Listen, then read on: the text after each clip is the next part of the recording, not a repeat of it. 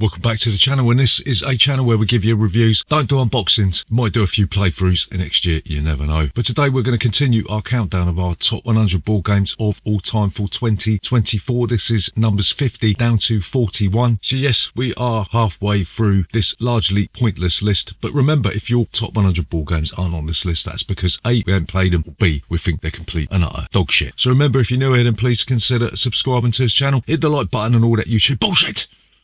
See you after this.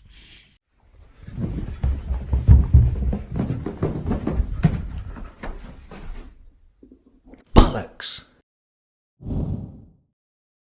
So number 50 on our list of our top 100 board games of all time for 2024 is a game by self-proclaimed humanoid activist Eric M. Lang. It's Rising Sun. This is a dudes on the map area control game that is set in feudal Japan. You'll be choosing an action from a load of tiles, and these actions will allow you to put new units on the map. You'll be able to move them around, you'll be able to summon spectacular monsters, and you'll be able to obtain quests that will allow you to get victory points, that will allow you to win the game or not. We backed Rising Sun years ago on Kickstarter. It is one of the most stunning Kickstarter productions that we have ever seen, and even to this day it's still one of the most aesthetically pleasing games that we have in our collection. Yeah, you could accuse Eric M. Lang of copying a lot of ideas from his other games and just re-implementing them in Rising Sun, but it's different enough from another couple of games that he's done for us to pick it up and keep playing it. And regardless of what you think of the guy that created the game, it is one of his best designs, unlike his Twitter feed.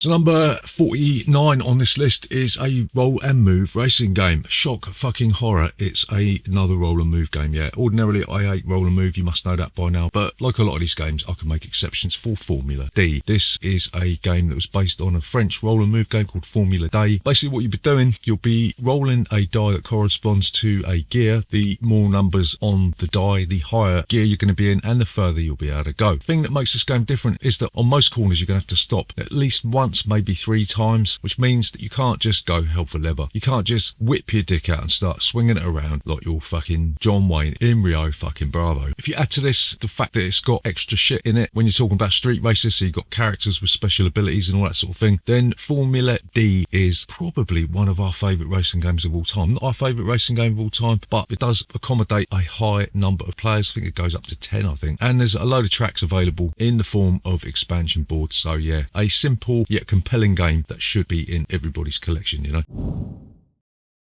Number 48 on this list is an Ameritrash dice-driven, pull a card out of a deck and see what happens kind of game. It's Fallen Land 2nd edition. Yeah, this game can be accused of being a bit of a chaotic mess. You're going to end up with like 6 or 7 characters. You might have a vehicle to take care of as well. And basically what you're going to be doing, you're going to be sending your faction out into a post-apocalyptic America, and you'll be exploring the terrain. You'll be drawing cards out of decks depending on where you're going, and you'll resolve encounters by way of rolling dice and doing skill checks. Yeah, usual Ameritrash bullshit. The thing that makes this game different is that they have meticulously gone through each card, made every single encounter completely and utterly different from the other ones, and it does tell one of the most hilarious and memorable stories that you're likely to get in a board game. Yeah, I mean, one example I can give you is that I ended up blowing up a nuclear power station, wiping out most of northern Arizona, I think, and then another one of my mates got wiped out by an AI generated robot. Yeah, so yeah, Fallen Land 2nd edition can be a little bit messy, the rules are a little bit weird, but get over that, and it is one of the best chuck dice, draw a card, see what happens games out there. So number 47 on this list is a relatively new Euro game. It's a game called Setti, which I believe stands for the Search for Extraterrestrial Intelligence. Yeah, don't have to look too far for extraterrestrial intelligence here, do you? But yeah, in Setti you will be sending probes out into the solar system. You'll be attempting to orbit planets and then land them on planets to get points, and in doing so you'll be able to discover traces of alien existence that will reveal said extraterrestrial aliens that will radically change the final third of the game. Yeah, this is one of the best Euro games that has been released this year. It was a massive surprise for us. We were getting a little bit tired of these themeless Euros that kept popping up over the last few years. Yeah, this is one of those rare occasions where the theme isn't pasted on and it actually attaches itself to the mechanics of the game in a kind of sort of expert manner, you know what I mean? So yeah, I mean, we're a sucker for Euro games. Yeah, we do like a nice strategic Euro, and this one was a massive pleasant surprise for us, and we can't wait for Czech Games Edition to start working on an expansion for this, because truth be told, it does need a few more aliens in the box, you know what I mean? So yeah, fingers crossed for next year, right? So So number 46 on this list of our top 100 board games of all time for 2024 is a game by Bruno Cafala and a guy called Serge Leggett, I believe. It's a game that was credited for being the first hidden traitor game, even though it probably wasn't. It's a game called Shadows over Camelot. In this game, you'll be taking on the role of one of the blokes from King Arthur's court, and on your turn, you'll choose something good to happen, and then you'll have to choose something bad to happen, and that opens the door up to a hidden traitor, because the hidden traitor can choose something bad deliberately, yeah? You win if at the end of the game, you've got more white swords on the board than black swords, yeah? This was published by Days of Wonder way back in 2005, I think it was, and it still looks absolutely fantastic today, yeah. I think it is currently out of print. So Days of Wonder, if you're listening, there's loads of people out there that want to get back into this one, yeah, but don't want to pay the stupid prices on the second-hand market. And while you're at it, you can publish the Merlin's Company expansion, yeah, so that I can have a 7-person orgy whilst playing this game, yeah. So Shadows over Camelot, one of the best hidden traitor games you can get, if you can get it. Number 45 on this list of our top 100 board games of all time is another game by Eric M. Lang. It's a game that preceded Rise and Sun. It is the Viking-themed Dudes on the Map game, Blood Rage. In this game, you'll be trying to take over different areas on the board, trying to populate Yggdrasil and all that sort of stuff. You'll be drafting cards at the beginning of each round that will allow you to employ the services of monsters, go on quests and all that sort of thing, yeah. It's a points-based system as well, yeah, so you'll be getting glory points, I think, and you'll be spending them to take different actions as well, yeah. So it's like a 2-tiered mechanical system going on here, yeah. We do sort of swing between Rise and Sun and Blood Rage every year or so, you know. Sometimes Blood Rage is better than Rise and Sun, in the same way that Zippy is sometimes better than Bungle or George. But yeah, they're both fantastic Dudes on the Map game by another annoying bloke who can't seem to design decent games anymore. But we've got these two, and that is probably enough.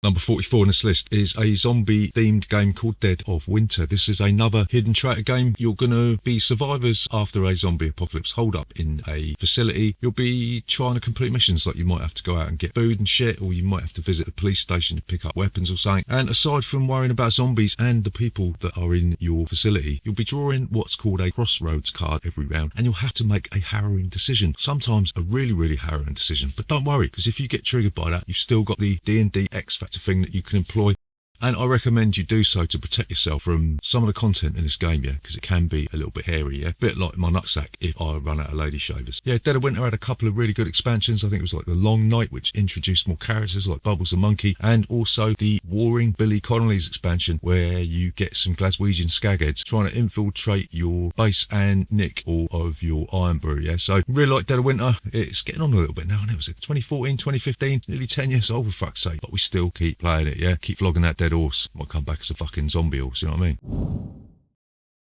Number 43 on this list is a game by one of our favourite designers. It is a game by John D. Clare. It is space-based. This is a dice-chucking game where you will be getting rewards even if you don't fucking do anything, yeah? And we love that. We love getting stuff for nothing. On your turn, you're going to be rolling some dice, and then you'll decide which number you want to take from those dice, and then that will activate a reward. Sort of a little bit like Machikoro. Some people say this is a Machikoro killer, but they're two distinct games in their own right, yeah? But the fact that you're going to be getting stuff on other people's turns and the game moves really quickly means that there is basically zero downtime in this game here. So Space Base is another novel design from a designer that's sort of come out of nowhere and keeps on releasing bangers year after year after year. So yeah, if you've sort of fed up on Machikoro, you don't like that Japanesey crappy theme, right, then pick up Space Base and get fucking chucking.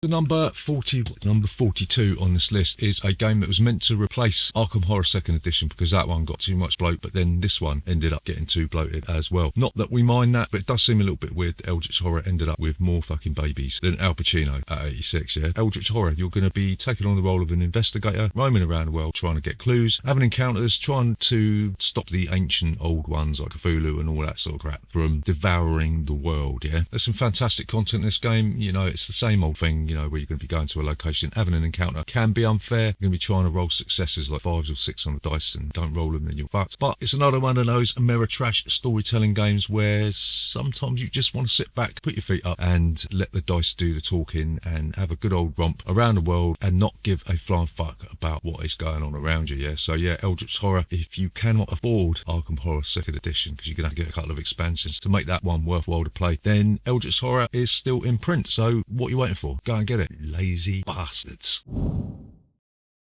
Number 41 on this list is a science fiction themed 4X game that, when it came out, some people said that it was a way to play Twilight Imperium 3rd edition at the time in 2 hours, but that was a complete and utter pile of horseshit, and it still is. Eclipse is basically an economic game. You could be managing a factions economy, allow you to research technologies, build better ships, go out, do some colonialism, because you're going to be trying to destroy ancient civilizations and all that sort of thing. And it's a victory point based thing. It does get criticised for the way you get victory points. You're going to be reaching into a bag a lot of the time and just picking out a random tile. So if you're not really that good at fondling people's sacks, then Eclipse may not be for you. There was a 2nd edition called Dawn for a New Galaxy or something, but I looked at it and I thought, fuck you, I ain't paying 120 quid for that when I've already got the game. And there's a couple of really good expansions for this that add loads and loads of extra bits and bobs. I just love Eclipse, and I'm just going to keep playing it, probably just to annoy people that love the 2nd edition. So there you go, that is the next mind-altering edition of our top 100 board games of all time. Tell me, has your mind been altered in a positive or negative way? Have you decided to jump off a motorway bridge without a trampoline? I hope not, because there are 4 more episodes of this shit to digest. Yes, it's going to take you all the way up to Christmas Eve, I hope. So once I'm done with this, you'll be salivating over that breast you're going to devour on Christmas Day, yeah? So stay tuned, stay away from motorways, and we'll see you in the next one.